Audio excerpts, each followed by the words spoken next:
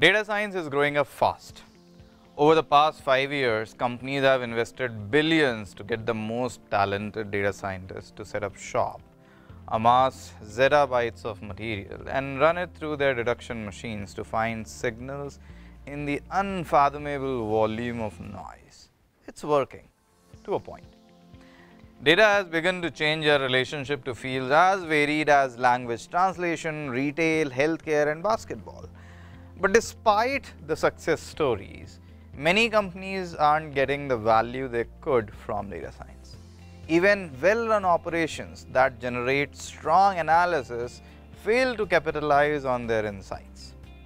Efforts fall short in the last mile when it comes to explain the stuff to decision makers.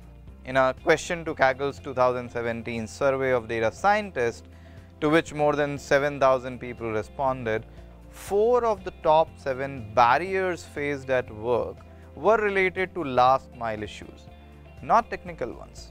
Lack of management financial support, lack of clear questions to answers, results not used by decision makers, and explaining data science to others.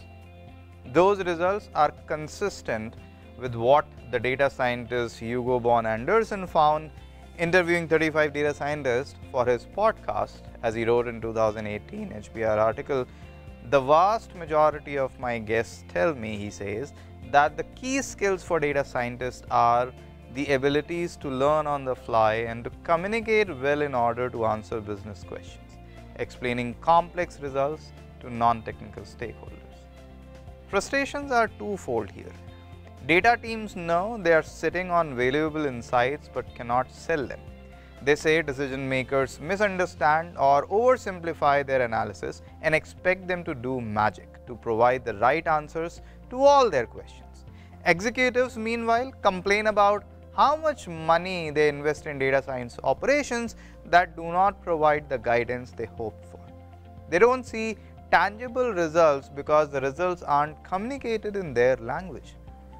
In the rush to grab in-demand data scientists, organizations have been hiring the most technically oriented people they can find, ignoring their ability or desire or lack thereof to communicate with a lay audience. That would be fine if those organizations also hired other people to close the gap, but they don't. They still expect data science teams to wrangle data, analyze it in the context of knowing the business and its strategy, make charts and present them to a lay audience. That's unreasonable. It's unicorn stuff. In this unit, we are going to talk about this part of a data science manager's job. We will not restrict our discussion to the language or goals of communication only. We will discuss at length who are the various stakeholders, how to understand them, how to set vision and expectations, which will eventually have a big impact on not only how you communicate, but also how that communication is received and understood.